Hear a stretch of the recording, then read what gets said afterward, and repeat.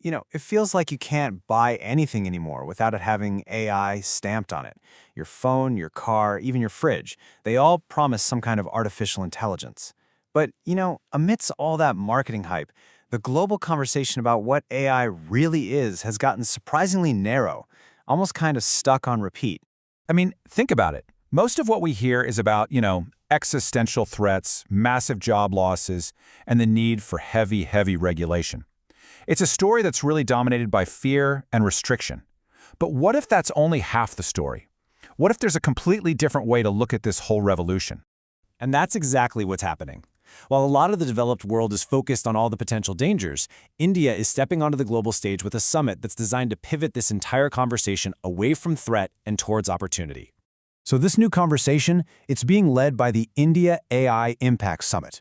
And look, this isn't just another tech conference. It's a major international gathering with a fundamentally different goal: to completely reimagine what AI can be and what it should be for the entire world.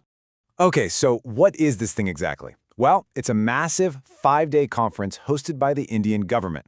But the location here is really key. This isn't happening in Silicon Valley or London. It's one of the largest AI summits ever held in the global south, and that alone signals a huge potential shift in who gets to lead the future of this tech. And make no mistake, this is a serious global event. It's bringing together world leaders, senior policymakers, and the top tech CEOs from over 40 countries. The goal isn't just to talk, it's to set an entirely new agenda for AI. And that brings us to the core of what makes this summit so different. It's not just about a new location, it's about a completely different philosophy. It's a shift from seeing AI as this threat that needs to be contained to viewing it as a multiplier for human potential. Here's where you can really see that fundamental difference. While so many summits are focused on those big existential threats and heavy regulation, India is just flipping the script. The conversation there is all about tangible, real-world applications, about using AI for inclusive growth and solving the actual problems that affect everyday citizens. This right here is the core principle driving their entire strategy.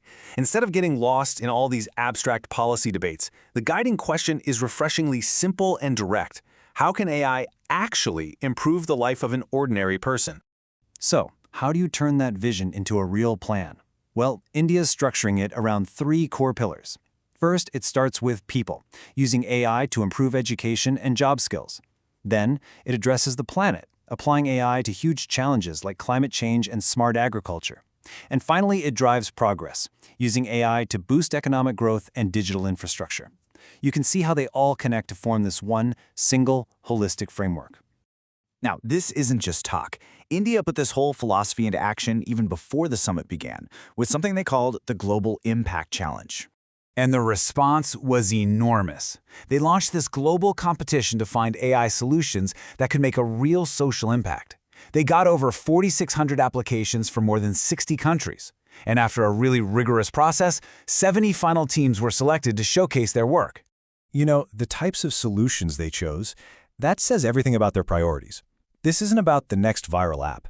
This is about AI for healthcare diagnostics in remote villages, agricultural intelligence for small farmers, and financial inclusion for people who don't have bank accounts. They even created special categories for innovations led by women and young people. It's all about tangible, ground-level impact. All of this, it feeds into a much bigger ambition. This summit is part of India's strategic plan to position itself as a leader, not just for itself, but for the entire global south. And this move has a really clear geopolitical aim: to build a more balanced global AI landscape. The fear is a future where all the AI power is concentrated in just a few wealthy nations, creating this new, deeper digital divide. India's goal is to be a force for democratizing this technology for everyone else. Their big idea for how to do this is a proposal for a global AI commons. So think of it like a public utility for the world. It's about making AI access affordable, sharing open data sets so smaller countries can build their own tools, collaborating on applications, and, this is crucial, shaping the ethical rules together, not just having them dictated by a handful of players.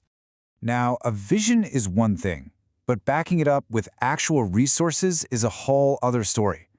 And this is where India's plan gets truly ambitious. We're talking about a massive, almost unimaginable level of investment.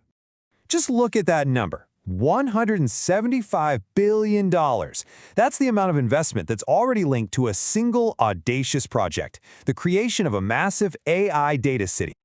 So what exactly is an AI data city? Well, this isn't just some business park with a few data centers. It's a planned, integrated AI ecosystem that spans a 100-kilometer radius. It's an attempt to build the physical foundation for an entire nation's AI future, all in one place.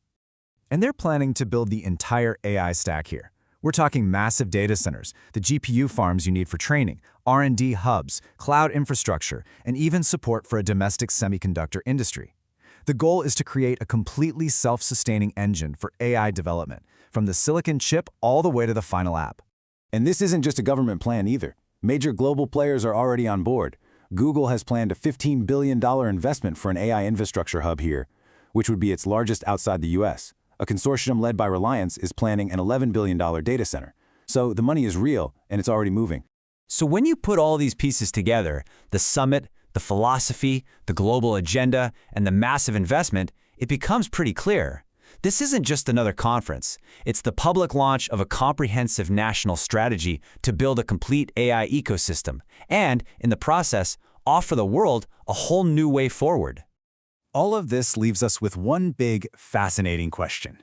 India is making a really bold gambit here, offering the world a human-centric vision for AI and positioning itself as a leader for a huge part of the planet. But can the vision of just one nation truly be enough to democratize artificial intelligence for all of us?